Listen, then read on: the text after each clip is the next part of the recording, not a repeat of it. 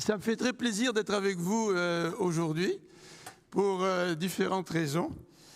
Comme pasteur Sylvain l'a dit, au travers des années, j'ai eu le privilège donc de bâtir des liens avec la Bible parle, avec plusieurs d'entre vous, notamment au travers du ministère de la faculté. Et on a travaillé pendant des années avec pasteur Jeff. Et vous connaissez aussi évidemment Mine Wellman, qui était là quand il était doyen. Aussi avec Paul, on a travaillé très étroitement pour aider la faculté à grandir dans des moments où nous n'avions pas beaucoup de ressources. Hein? Et travailler dans un ministère quand vous n'avez pas beaucoup de ressources, c'est tout un défi. Parce que par définition, quand on n'a pas assez de ressources, on n'a pas tous les moyens nécessaires pour faire ce qu'on voudrait faire, aussi bien qu'on voudrait le faire. Donc, malgré ces moments un peu frustrants, nous avons vu la main de Dieu à travers tout ça et comment Dieu a dirigé et comment Dieu a amené la faculté là où elle est aujourd'hui. Donc, je suis très heureux d'être parmi vous. Je retrouve des personnes que je connais ou que j'ai vues à plusieurs reprises. On est venu à la faculté aussi, on est venu ici avec la faculté pour les remises de diplômes à plusieurs occasions. Et puis, je me souviens, il y a un peu plus d'1 an ou 2 ans, la Bible parle nous avait prêté leur bâtiment à l'occasion du décès d'un de nos frères haïtiens de l'Église. Et nous avions beaucoup apprécié. Donc, merci à chacun d'entre vous. Et je suis donc très heureux d'être parmi vous avec Marie-France, mon épouse. Quand Sylvain m'a proposé cette date, il m'a dit « Philippe, tu as le choix ?» C'est bien d'avoir le choix. Il m'a dit, tu peux enseigner sur le sujet que tu voudras ou tu peux t'insérer dans notre programme de prédication. Alors, il m'a envoyé le texte en question. C'est donc dans Luc 12. Et j'ai donc accepté de m'insérer dans ce que vous faites déjà. Et c'est la raison pour laquelle je suis venu dimanche dernier pour écouter notre pasteur Félix, là, faire le bon enseignement sur une partie du chapitre de Luc 12 pour pouvoir un peu m'intégrer dans ce que vous faites. Et j'ai été très content aussi d'être parmi vous dimanche dernier. Donc Luc 12, à partir du verset 35. Mais avant de faire la lecture de ce texte, je voudrais remettre ce passage de Luc 12 à partir du verset 35 jusqu'au verset 48. J'aimerais le remettre dans son contexte. Peut-être que certains d'entre vous avaient manqué quelques dimanches, je ne sais pas. Peut-être que vous êtes ici pour la première fois. Donc je voudrais très rapidement remettre ce passage dans le contexte. Dans les versets 1 à 12 du chapitre 12, Jésus parle de ceux qui veulent choisir. Est-ce que vous choisissez Jésus ? Et dans ce passage, notamment au verset 8, Jésus va parler de ceux qui se déclarent en faveur de lui. Verset 8 nous le dit, « Je vous le dis, quiconque se déclarera publiquement pour moi, le Fils de l'homme se déclarera aussi pour lui devant les anges. Mais celui qui me reniera devant les hommes sera renié devant les anges de Dieu. » Donc se déclarer en faveur de Jésus. Jésus nous encourage à le faire, sans aucune honte. Ensuite, Jésus va le dire, tu peux te déclarer pour moi, malgré la peur que tu peux avoir des persécuteurs. Et Jésus va parler, au verset 11, des persécutions. Et il va, dans ce passage, nous indiquer pourquoi nous pouvons nous déclarer en sa faveur, pourquoi nous pouvons le suivre. C'est parce que Dieu prend soin de nous. Et dans les versets 6 et 7, c'est ce que Jésus précise. Le verset 6 nous dit « Ne vantons pas 5 passereaux pour 2 sous, cependant aucun d'eux n'est oublié devant Dieu, et même vos cheveux sont tous comptés. Ne craignez donc point, vous valez plus que beaucoup de passereaux. » Donc voilà la première partie du chapitre 12. Ensuite, dans les versets qui suivent, au verset 13 à 21, Jésus va parler de l'importance d'être riche pour Dieu. Dans le monde, on serait bien d'accord sur la première partie de la phrase, l'importance d'être riche. Mais pour nous, la phrase est incomplète. L'importance d'être riche pour Dieu. Et il va mentionner au verset 15, la première partie du verset 15, l'avarice. Gardez-vous de l'avarice. Hein? Je ne sais pas s'il y a des gens qui ont le prénom de Séraphin, en tout cas. Gardez-vous de l'avarice. Et dans la version que j'utilise, dans la Bible du semeur, il est même, la phrase est tournée ainsi, gardez-vous avec soin. Donc ce n'est pas juste faire un petit peu attention, hein, ça veut dire faire vraiment très attention à l'avarice. Et Jésus va souligner dans la deuxième partie du verset 15 que notre vie ne dépend pas de nos biens. Ce n'est pas étonnant que les gens du monde éprouvent une insatisfaction, même s'ils arrivent à amasser des trésors. Parce que la vie ne dépend pas de nos biens. Notre vie ne dépend pas de nos richesses. Et par contre, Jésus va nous dire que la vie, la véritable vie, dépend de Dieu, d'être riche en Dieu. J'aime bien l'expression là, être riche en Dieu. Et Jésus, au verset 21, nous encourage à chercher cela. Soyez riches en Dieu. La troisième section de ce passage, dans les versets 22 à 34, nous donne 2 antidotes à l'inquiétude. Alors, je ne sais pas quelle est votre opinion sur les vaccins, mais la Bible nous présente des vaccins à l'inquiétude. Et l'inquiétude, généralement, on a toutes sortes de raisons pour être inquiet. Mais Jésus, au verset 22, nous parle de l'inquiétude face à l'avenir. Ne vous inquiétez pas pour votre vie de ce que vous mangerez, de ce que tu vas manger demain, après-demain, dans 6 mois, dans 1 an. Ne t'inquiète pas pour de tes vêtements, comment tu vas être vêtu. En d'autres termes, Jésus est en train de parler de nos besoins fondamentaux. En tous les cas, s'il y a une bonne excuse que nous pourrions avoir de nous inquiéter, c'est pour nos besoins fondamentaux. Hein. Nous avons besoin d'un toit, nous avons besoin d'un travail, nous avons besoin de nous vêtir, nous avons besoin de nourriture. Bien, Jésus va jusqu'à dire, tu n'as pas besoin de t'inquiéter pour ces éléments fondamentaux. Et il va nous indiquer pourquoi. Dans les versets 24 à 28, il va nous dire que la première antidote, c'est la providence de Dieu. On entend souvent parler de doctrines comme la justification par la foi. On entend parler de beaucoup de doctrines, notamment du retour de Jésus. On va en parler aujourd'hui.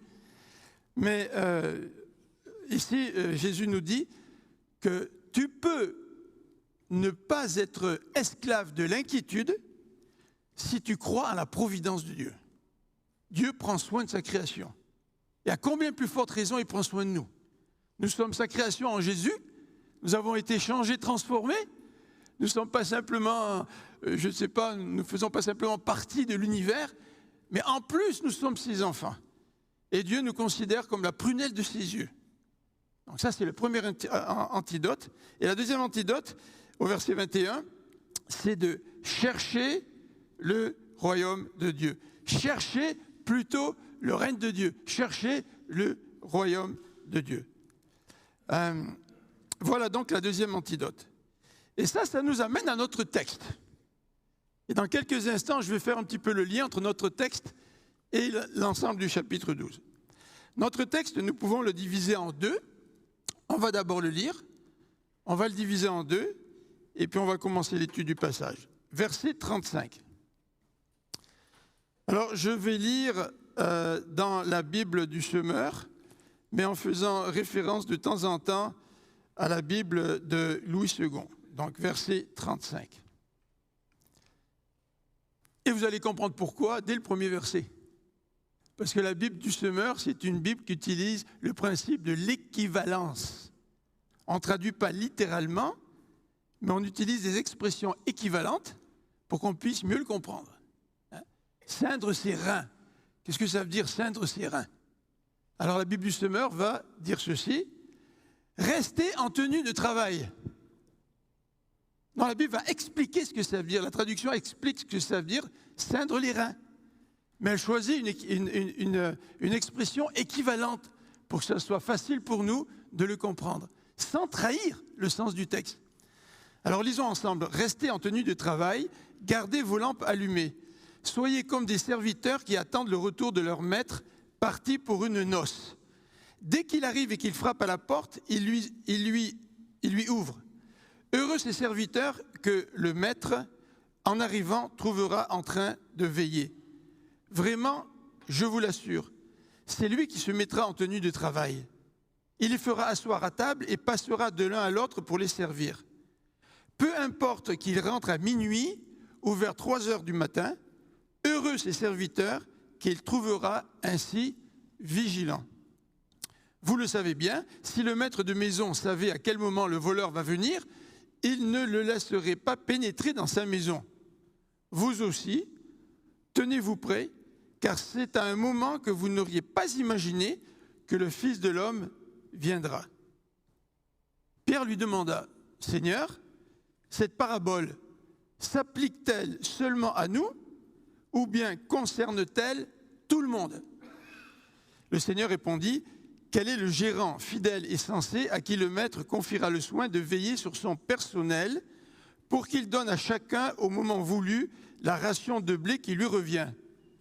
Heureux ce serviteur que le maître à son retour trouvera en train d'agir comme il lui a demandé. En vérité, je vous l'assure, son maître lui confiera l'administration de tout ce qu'il possède. Mais si ce serviteur se dit « Mon maître n'est pas prêt de venir », et s'il se met à maltraiter les autres serviteurs et servantes, à manger, à boire, à s'enivrer, son maître arrivera un jour où il ne s'y attendra pas, et à un moment qu'il ne connaît pas. Alors le maître le punira très sévèrement et le traitera comme on traite les esclaves infidèles. Le serviteur qui sait ce que son maître veut de lui, mais qui n'aura rien préparé ou qui n'aura pas agi selon la volonté de son maître, sera sévèrement puni. Mais celui qui n'aura pas su ce que son maître voulait et qui aura commis des actes méritant une punition, celui-là subira un châtiment peu rigoureux. Si quelqu'un a beaucoup reçu, on exigera beaucoup de lui, et plus on vous aura confié, plus on vous demandera de vous. Prions ensemble. Seigneur notre Dieu, nous voulons te remercier pour ta parole. Merci pour l'enseignement de ton Fils Jésus. Merci parce que cette parole est une lumière sur notre sentier. Comment pourrions-nous nous diriger sans connaître ta volonté, sans utiliser la boussole qui est pour nous ta parole? Seigneur, donne-nous un amour profond pour cette parole. Donne-nous le désir de non seulement la connaître et la comprendre, mais aussi de la mettre en pratique. Nous te le demandons au nom de Jésus-Christ. Amen.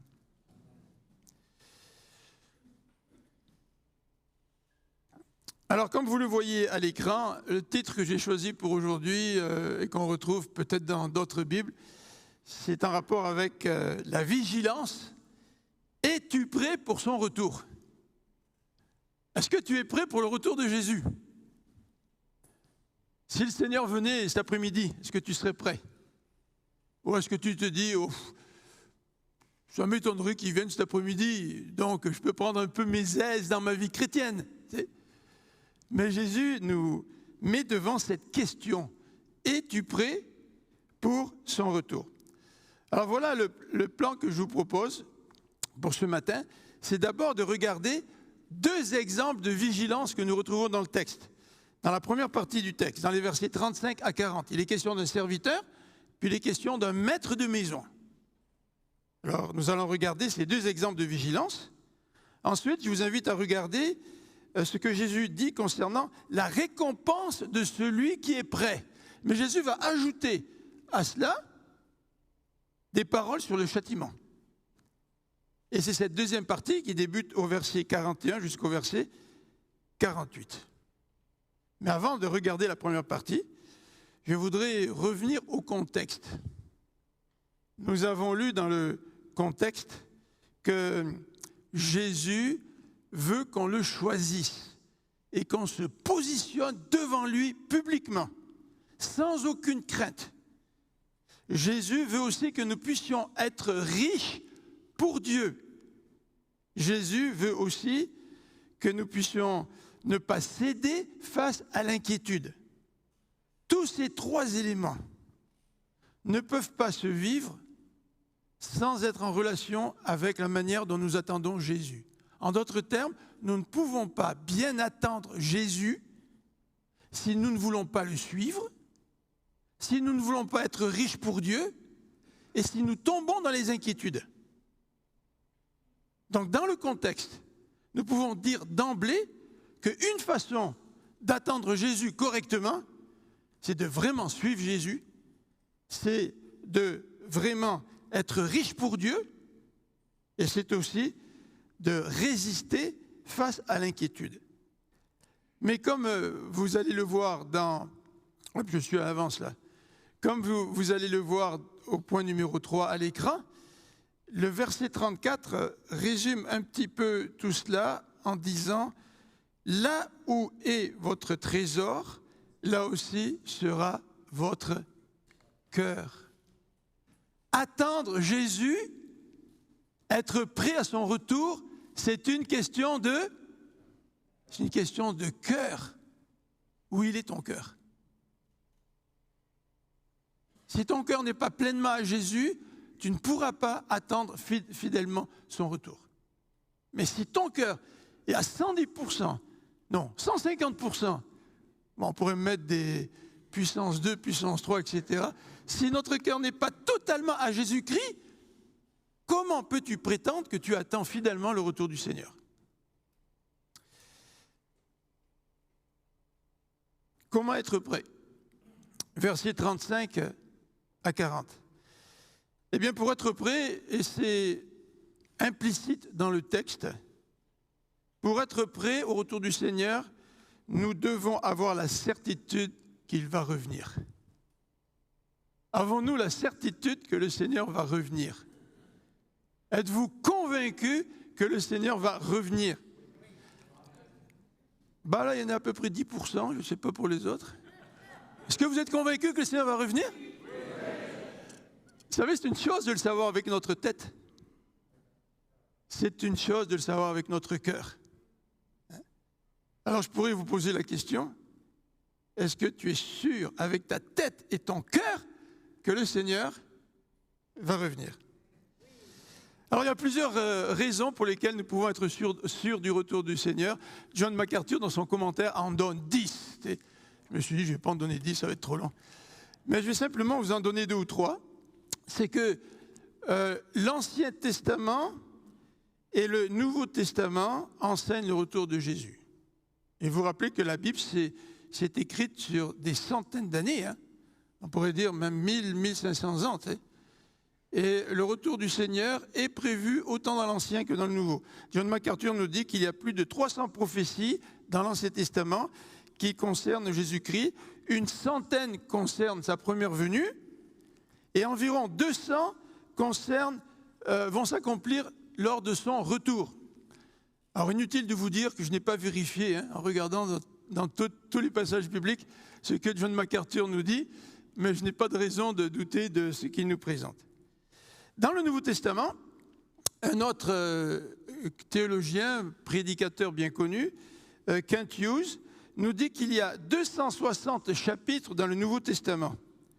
Le retour du Christ y est mentionné pas moins de 318 fois, soit un verset sur 25.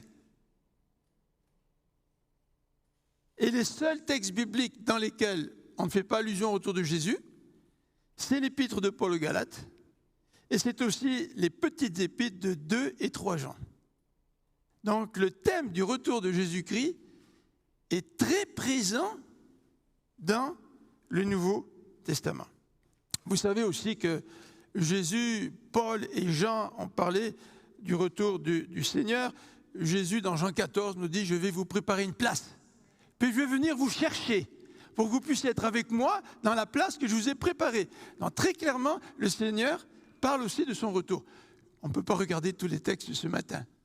Je ne peux pas non plus regarder tous les textes de Paul, mais le plus connu, c'est certainement dans 1 Thessaloniciens, chapitre 4. Et Jean aussi, dans l'Apocalypse, nous parle du retour de Jésus-Christ. Donc le Nouveau Testament enseigne le retour de Jésus-Christ.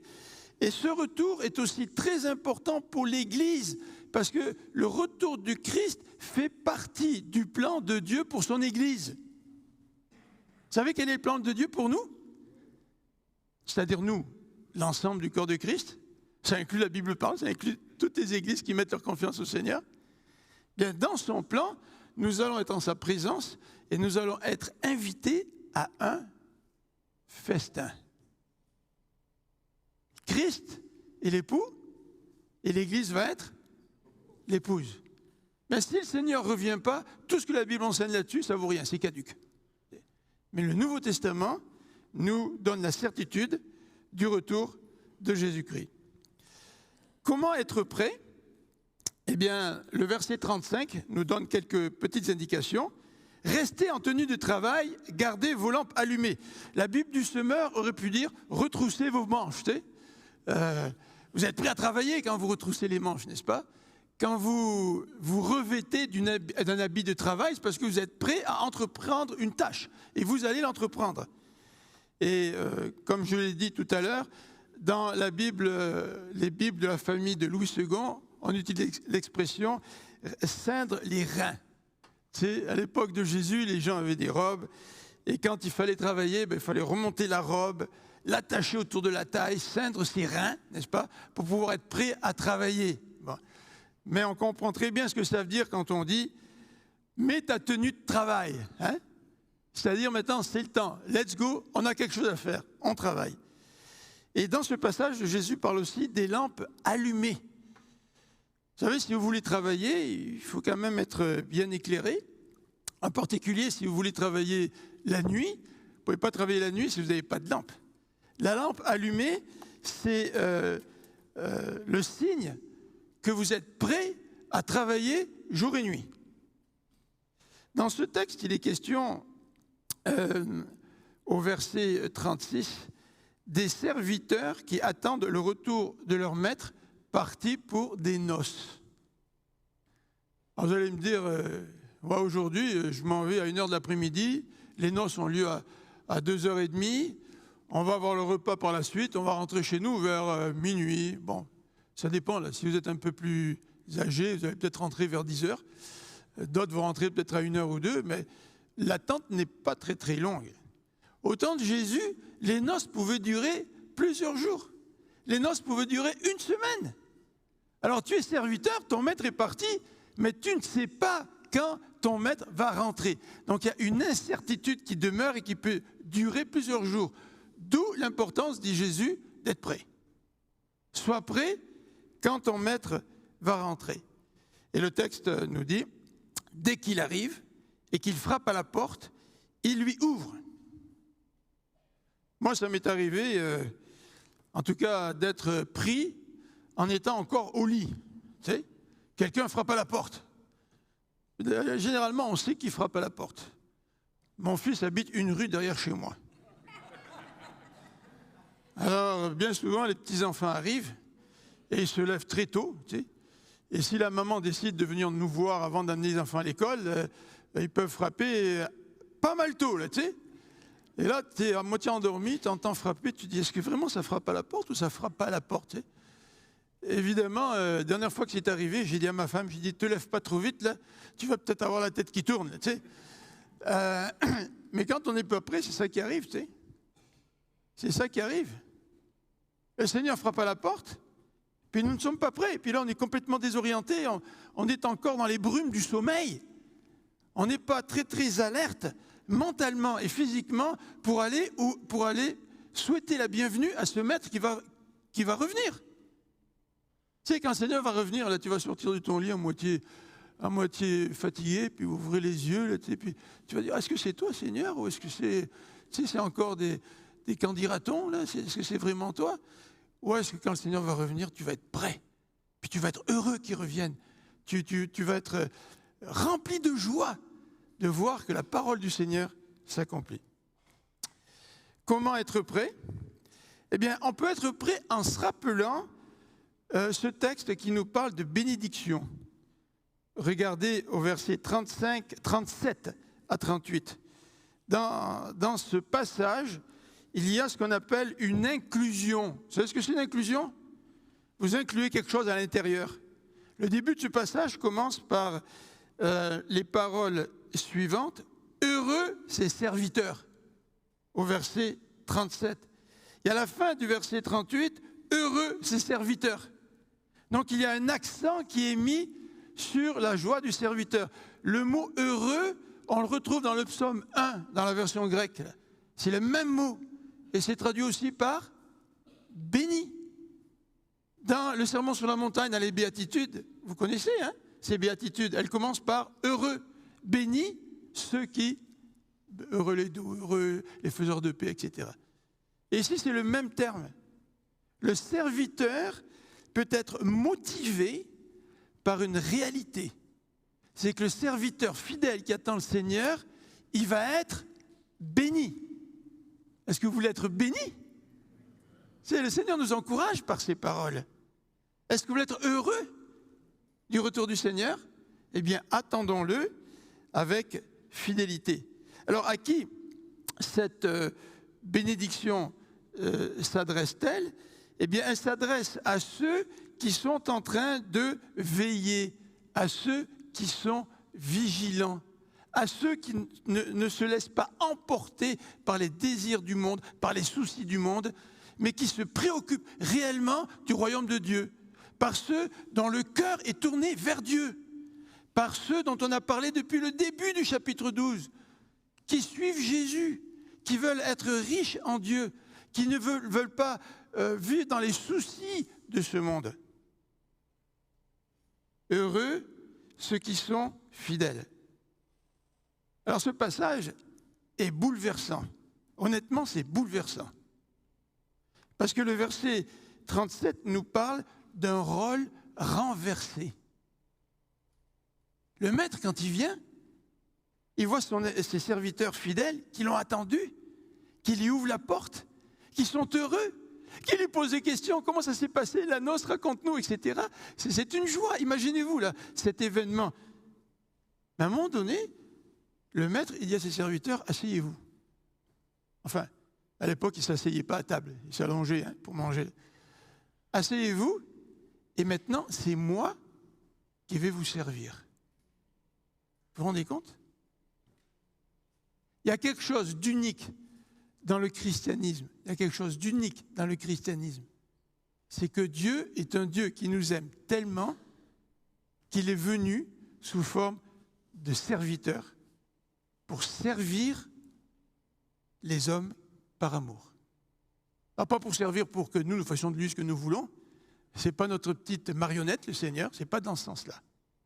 Mais le Seigneur vient réellement pour nous servir. Et ce passage nous fait penser au texte de Jean 13, lorsque Jésus, quelque temps avant son arrestation, lors du dernier repas, dit à ses disciples, « Je vais vous laver les pieds. » Vous vous rappelez qui était responsable du lavement des pieds? C'était des esclaves. Jésus, le maître, qui prend non seulement le rôle d'un serviteur, mais le rôle d'un esclave pour nous laver les pieds. Vous vous rendez compte? Le Seigneur de toute la création, le Seigneur tout-puissant, le Seigneur éternel, le Seigneur qui domine sur tout l'univers. Et il est prêt à me servir, moi qui ne suis rien. Moi, dans la vie, tiens, à un fil, ça peut basculer très vite. Ça peut basculer extrêmement vite. Ce Seigneur nous aime tellement qu'il est venu pour nous servir et mourir sur la croix pour nos péchés. Vous vous rendez compte? Il n'y a aucune religion dans ce monde qui nous présente un tel Dieu. Aucune. Comment être prêt? Eh bien, Jésus va aussi parler du maître de maison, versets 39 à 40. Il va parler de son comportement, au verset 29, en nous disant, le maître de la maison, s'il sait quand le voleur va venir, il va empêcher le voleur de rentrer dans la maison. Alors, je m'imagine un peu les préparatifs. Il va peut-être mettre des lampes partout, surtout s'il vient la nuit. Tu sais. Il va peut-être demander de l'aide à des voisins. Il va mobiliser ses serviteurs. Il va l'empêcher de venir. Et Jésus est en train de se référer à ce maître de maison pour faire une comparaison.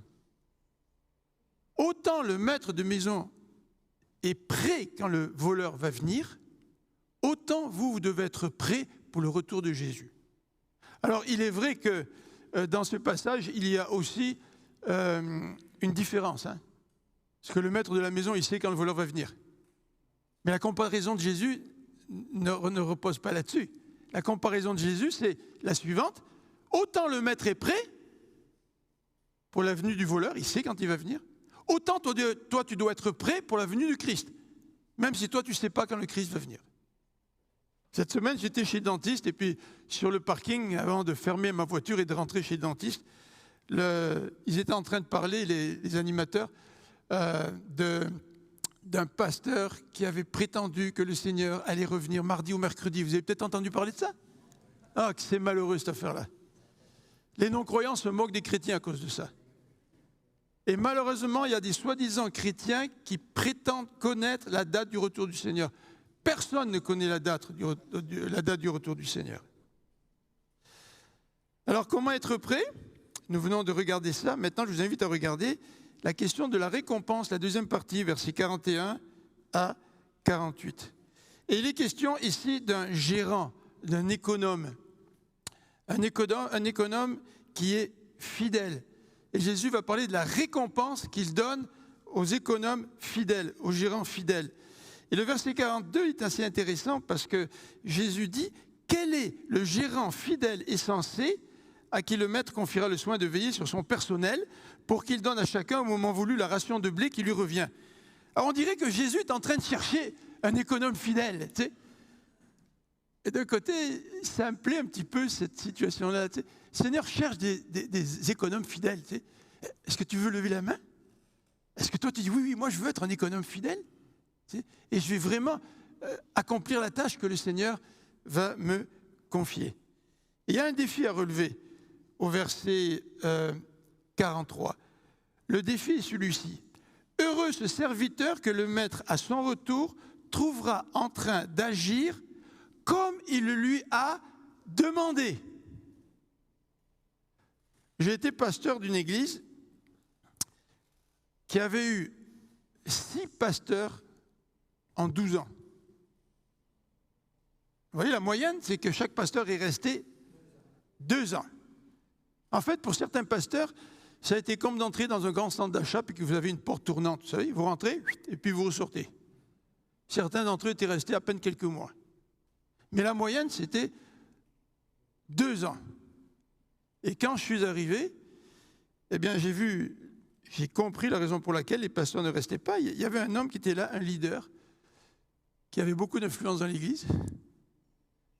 Un leader qui aimait lire la Bible. Un leader qui la lisait tous les jours. Un leader qui priait tous les jours avec son épouse, mais qui pourtant ne mettait pas en pratique ce que la Bible disait. Vous savez, c'est un défi de mettre en pratique ce que la Bible dit. Là. Surtout quand ça vient nous chercher dans nos propres défauts. Surtout lorsque les paroles de la Bible que nous lisons sont là pour nous changer. Nous acceptons la religiosité. Nous acceptons de vivre des habitudes chrétiennes. Mais lorsque Dieu veut, par sa grâce, rentrer en profondeur dans nos vies et nous transformer, Seigneur, j'aimerais bien que ce passage-là ne soit pas dans la Bible. Vous savez, on peut parler non seulement du caractère, mais aussi de tous les thèmes éthiques du comportement aujourd'hui, de la sexualité par exemple, de la gestion de l'argent. Est-ce que vraiment tu veux mettre en pratique ce que la Bible enseigne? Et si tu veux être un économe fidèle ou un gérant fidèle, tu dois mettre en pratique ce que le Seigneur te demande. Et le verset 44 est encourageant parce qu'il nous dit, ce tel maître, ce tel serviteur, le maître lui confiera l'administration de tous ses biens. Et ça, on sait que ça va arriver quand le maître va revenir. En d'autres termes, ce que Jésus nous dit, c'est que ta récompense céleste, on ne connaît pas les détails de la récompense céleste là, mais la récompense céleste, elle s'obtient par la gestion de ta vie spirituelle durant ta vie terrestre. Ce que tu fais aujourd'hui va déterminer la récompense que le maître va te donner. Alors, ce qui est intéressant, c'est que le maître ne veut pas nous faire avancer comme on fait avancer un âne avec la carotte au bout du bâton. Le Seigneur ne veut pas que nous avancions pour avoir la récompense. Parce que le Seigneur veut que nous avancions par amour pour lui. N'est-ce pas? Mais il y aura tout de même des récompenses. Est-ce que vous vous préparez un trésor dans le ciel en étant un intendant fidèle? Deuxième élément de ces récompenses, c'est la question de la punition du serviteur, de l'intendant infidèle, versets 45 à 46. L'intendant se dit, non, mon maître ne va pas rentrer aujourd'hui. Premier problème de l'intendant infidèle, c'est qu'il croit un mensonge. Si tu crois réellement que le Seigneur va venir, ça va se voir dans la manière dont tu vis. Si tu ne crois pas que le Seigneur va venir, même si tu prétends y croire, on va le voir par la manière dont tu vis. Tout commence par ce à quoi nous croyons. Amar Jabela disait, nous agissons selon ce que nous croyons. Et ce serviteur n'était pas seulement paresseux ou nonchalant, mais il était monstrueux. Il battait les autres serviteurs, il s'enivrait, il buvait. C'est pas comme ça qu'un serviteur fidèle attend la venue de son maître. Et il n'est pas étonnant que le verset 46 nous dise, ce serviteur-là, cet intendant, ce gérant, subira une punition sévère. Et le texte nous dit à la fin du verset 46, le maître le traitera comme on traite des esclaves infidèles. Le mot infidèle, on peut le traduire aussi par incroyant. Le mot fidèle ou le mot croyant, c'est les traductions d'un même mot en grec. Donc clairement pour Jésus, ce serviteur n'est pas incroyant. Et la punition sera sévère. Troisième élément, Jésus va parler de la punition qu'il va exercer sur les serviteurs en disant que, au verset 47, que le serviteur qui connaît la volonté de son maître et qui ne la fait pas, eh bien, il va subir un châtiment sévère. Et il dit au verset 48 que celui qui ne connaît pas la volonté de son maître, eh bien, il subira un châtiment, mais beaucoup moins rigoureux. Moi, ça me fait penser un peu à ce que Jacques nous dit. Jacques nous dit qu'il n'y ait pas beaucoup de personnes qui enseignent. Parce qu'il te sera redemandé beaucoup. Un certain dimanche, à l'église où j'étais, après le service, un jeune homme dans la vingtaine vient me voir. C'est la première fois qu'il venait à l'église. Je le connaissais parce que j'avais vu sa famille dans une autre église comme paroissien. Puis il arrive dimanche, il dit, Philippe, comment ça va? Est-ce que tu as besoin d'enseignants à l'église? Parce que moi, je pourrais enseigner. Moi, je préfère quelqu'un qui est appelé par Dieu pour enseigner et qui a certaines hésitations parce qu'il sait que beaucoup lui sera redemandé parce qu'il en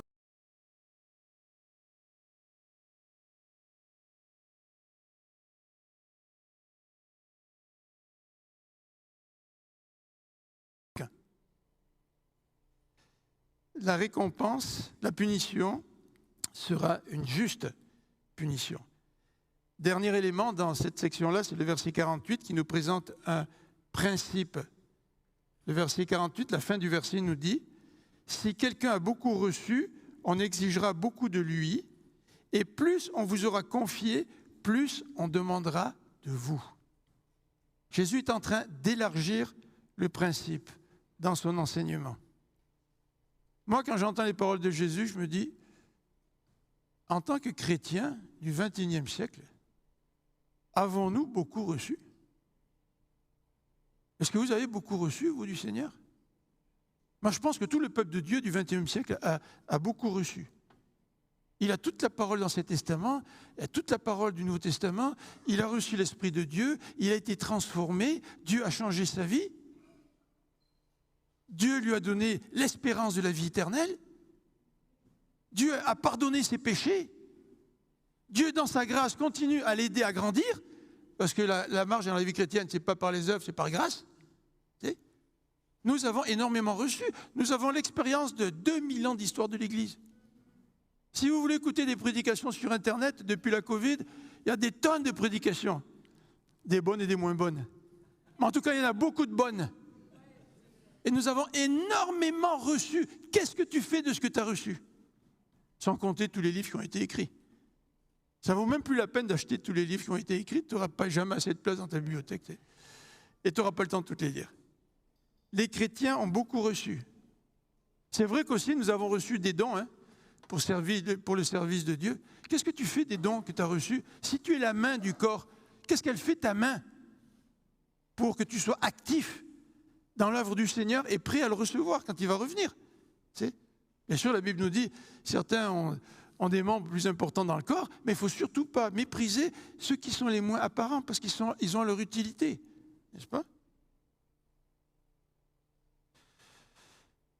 J'aimerais conclure assez rapidement pour boucler la boucle parce que ces deux passages sont séparés par l'intervention de Pierre qui pose la question à Jésus, mais quand tu nous parles de ce serviteur, de ce maître de maison, est-ce que c'est à nous que tu parles ou c'est à tout le monde? Puis Jésus ne répond pas tout de suite. Mais en fait, je crois que Jésus parlait à tout le monde. En fait, Jésus, il est en train, dans ce passage, de parler de 3 types de serviteurs. En fait, nous sommes tous des serviteurs du Seigneur, des bons ou des mauvais. Chrétiens comme croyants comme incroyants. Si c'est vrai que Dieu a créé l'univers, si c'est vrai que Dieu nous a créés, que tu sois croyant ou pas, si c'est vrai, tu es un serviteur de Dieu, un bon ou un mauvais. Et Jésus, dans ce passage, nous présente 3 types de serviteurs. Tout d'abord, il nous présente le croyant, ce serviteur qui attend le retour de la noce, ce serviteur qui est comparé au maître de maison. Ça, c'est le croyant. Et en tant que croyant, est-ce que tu es activement impliqué dans le retour de Jésus, dans le service pour être prêt? Mais les versets 45 à 47 nous parlent de quelqu'un qui se dit chrétien de nom. Vous savez, on appelle ça des chrétiens nominaux. Quand on dit qu'il y a des millions de chrétiens dans le monde, il y a des chrétiens qui professent leur foi, qui ont été changés par Dieu, qui ont été transformés, mais il y a des gens qui portent le nom de chrétiens, mais qui n'ont jamais rencontré Dieu dans leur vie. Parce que le message de l'Évangile, c'est le message d'un Dieu qui veut te rencontrer, qui veut venir dans ta vie. Et quand Dieu te rencontre et vient dans ta vie et change ta vie, tu sais que Dieu existe, tu sais que tu lui appartiens, tu sais que tu es son enfant. Et malheureusement, dans ce monde, il y a des millions de gens qui ne font que porter le nom de chrétien sans être passés par l'expérience de la nouvelle naissance. Et il y en a dans nos églises, des gens comme ça. Pas simplement dans l'église, je ne sais pas, les grandes églises du christianisme, mais il y en a dans nos églises. Dans une des églises où j'étais, un homme est devenu diacre au début de la vingtaine. Il s'est marié. Tout le monde qui pensait qu'il était chrétien. Et vers la fin de la vingtaine, lors d'une rencontre, il s'est avancé pour recevoir le Seigneur.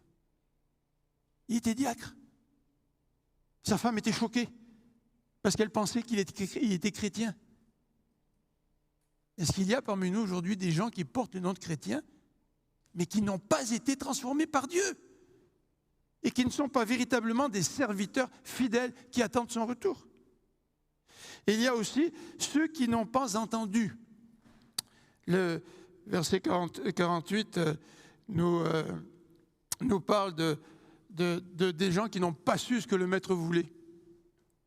Ça rejoint la question suivante. Ma grand-mère qui n'a jamais entendu parler de Jésus, est-ce qu'elle va être sauvée, tu sais? Mais elle a entendu parler de Jésus. À travers la création. La Bible nous dit que Dieu parle à travers la création. Même si tu n'as jamais lu la Bible. Même si tu n'as jamais entendu parler du message de Jésus qui t'aime et qui est mort pour toi. Dieu te parle au travers de la création. Et l'apôtre Paul nous dit dans Romains 1 que Dieu fait en sorte qu'à travers la création, on voit sa divinité et sa puissance et on le voit comme à l'œil nu. C'est-à-dire qu'il n'y a personne qui est excusable. Tout le monde devra rendre des comptes au Seigneur. Aujourd'hui, peut-être que parmi nous se trouvent des gens qui n'ont jamais vraiment porté attention au message de l'Évangile. C'est peut-être la première fois ce matin que vous entendez parler d'un Dieu qui vous aime, qui est prêt à mourir pour vous, qui est mort sur la croix pour que vous puissiez être pardonné de vos fautes. Peut-être c'est nouveau pour vous. Mais peut-être que vous ne le réalisez pas, mais vous avez vu Dieu, entendu parler de Dieu par toute la création. Vous avez vu que celui qui a créé tout ça, il doit être puissant. Celui qui a créé tout ça, il peut être divin. Mais ce Dieu-là, vous pouvez le connaître encore davantage. Vous pouvez connaître son cœur. Il peut toucher votre vie. Il peut vous transformer. Il peut faire de vous une nouvelle créature si vous venez à lui et que vous lui demandez pardon pour vos fautes. Et à ce moment-là, vous pourrez faire partie de ces serviteurs fidèles qui attendent son retour. Prions ensemble. Seigneur notre Dieu, merci pour ce magnifique texte qui nous encourage à être prêts pour te servir. Seigneur, pardonne notre paresse, pardonne notre indolence. On t'aime, on sait que tu vas revenir, mais parfois nous confessons que nous ne sommes peut-être pas aussi près que nous devrions. Mais Seigneur, peut-être ce matin, nous avons réalisé que nous ne sommes pas réellement à toi, que nous ne t'appartenons pas. Et aujourd'hui, c'est le jour du salut. Aujourd'hui, tu peux te tourner vers Dieu pour lui demander qu'il transforme ta vie, qu'il te pardonne et fasse de toi une nouvelle créature. Et Seigneur, peut-être que ce matin, pour toi, c'est un peu nouveau tout ça. Mais Seigneur, que tu puisses attirer ces hommes et ces femmes à toi pour qu'ils puissent te découvrir dans l'immensité de ta grâce et l'immensité de ton amour. Amen.